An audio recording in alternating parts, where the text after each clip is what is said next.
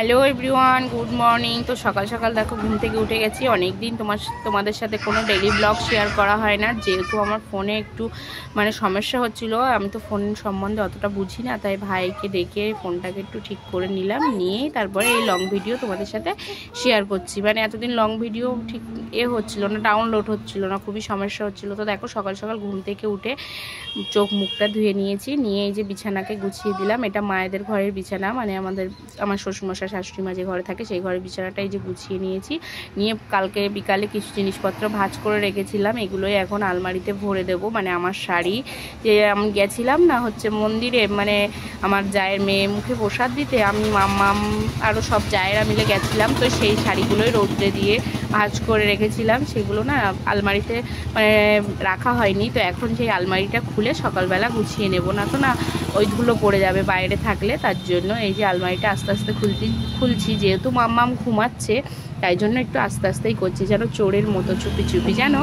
তো দেখো আলমারিটা যেহেতু খুললে একটা আওয়াজ আসে, সেই জন্য একটু আস্তে আস্তেই খুলে আবার সব আলমারির মধ্যে রেখে দিয়ে এই যে আমি আলমারিটাকে বেঁধে দিয়েছি। দিয়ে দেখো কিছু জিনিসপত্র বাইরে রেখে দিয়ে আমি ঘরটাকে ঝাড় দিয়ে নিয়েছিলাম এই জিনিসপত্রগুলোকে কাচবো। আর পাশে দেখো হাঁড়িতে আমার শাশুড়ি মা ডাল বেটে রেখেছে বড়ি দেওয়ার জন্য। তো এই যে ডালটাকে বেটে নিয়েছি সকাল সকাল, এই যে মা চাল কুমড়োর বড়ি দেওয়া হয়নি, সেদিন মনে হচ্ছে মূলোর বড়ি দিয়েছিলাম। যেহেতু কিছুদিন আগের ভিডিও আজকে তোমাদের সাথে এডিট করে ভয়েস দিচ্ছি, তার জন্য না আমার মনে নেই, মূলোর বড়ি দিয়েছিলাম। তো দেখো এদিকে টাইমে জলটাও চলে এসছে, আমি এখন এই জিনিসপত্রগুলো ভালো করে কেচে নেব। তো দেখো সমস্ত জিনিস আমার কাঁচা হয়ে গেছে। এই যে আমি সিঁড়ি দিয়ে উপরে উঠে যাচ্ছি, এবার উপরে ছাদে সব মেলে দেব।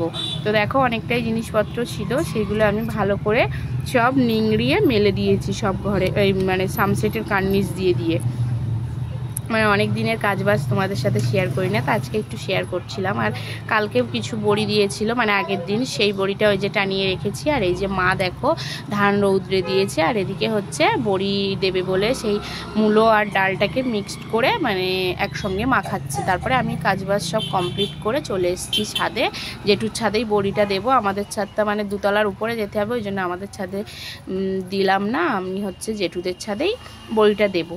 তো তার জন্য এই যে সব রেডি হয়ে গেছি, চ্যাটা পেতে, তার উপরে দেখো ধুতি কাপড় পেতে দিয়েছি, যেহেতু বড়ি দেওয়া হবে। রঙিন কাপড়ের উপরে বড়ি দিলে না সেই রঙিন কাপড়ের রঙটা সেই বড়ির তলায় লেগে যায়, তার জন্য মা এই ধুতি কাপড়েই বড়িটা দেয়। তো দেখো মা ভালো করে ফেনিয়ে নিচ্ছে। তো দেখো মা এই যে ডালগুলোকে সুন্দর করে এখন ফেনিয়ে নেবে, নিয়ে তারপরে বড়ি কাটা স্টার্ট করবো। এই যে মা এই গামলাটাতে রেখে দিচ্ছে, দিয়ে এই হাঁড়ির মধ্যে ভালো করে ফেনাবে, মা ভালো করে ফাটিয়ে দেবে। এই যে দেখো, তো তোমরা কে কে এরকম ডালের বড়ি খেতে ভালোবাসো? আমি কিন্তু ভীষণ ভালোবাসি, যে কোনো তরকারিতে বা যে কোনো শাকে ফোড়ন দিয়ে রান্না করলে কিন্তু খুব ভালো লাগে বড়ি ফোড়ন দিয়ে। তো দেখো মা আর আমি বড়ি কাটছি। আমি অতটা ভালো পারি না মায়ের মতো, তো যতটা পারি চেষ্টা করছি মায়ের মতন করার।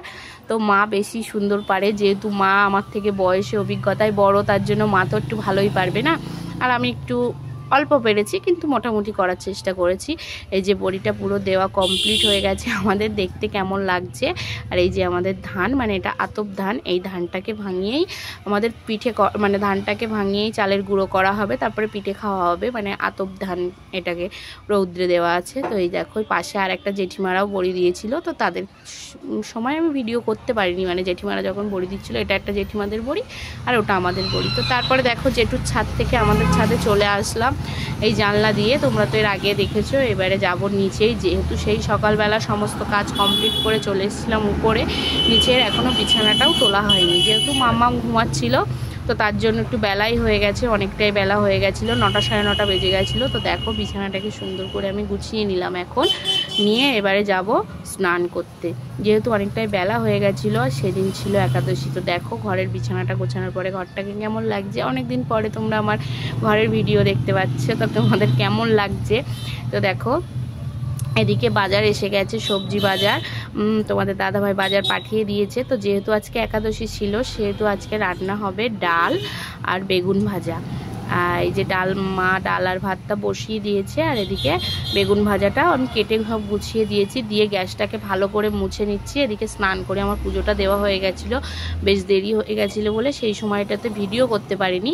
তো দেখো এই যে গ্যাসটাকে ভালো করে মুছে নিচ্ছি, যেহেতু একাদশীর প্রসাদ বানাবো তার জন্য ভালো করে গ্যাসটাকে মুছে নিচ্ছি নেতা দিয়ে, একটা কাপড় দিয়ে। তো দেখো মা ওইদিকে রান্না করছে আর আমি এখন একাদশীর প্রসাদ বানাবো বলে এই যে সবজিগুলোকে নিয়ে নিয়েছি, আর এদিকে থালা, গামলা, কড়াই সব কিছুই নিয়ে নিলাম। তো দেখো এই যে সবজিগুলো আমার বানানো কমপ্লিট হয়ে গেছে, এখনও কাঁচা লঙ্কা টমেটোটা কাটিনি। তো এইগুলো কেটে আমরা সবজিটা বানিয়ে নিই। আর এদিকে মায়ের রান্না কমপ্লিট, বেগুন ভাজা আর ডাল। তো আমার এই ভিডিওটা ভালো লাগলে তোমরা অবশ্যই লাইক কমেন্ট করে আমার পাশে থেকো।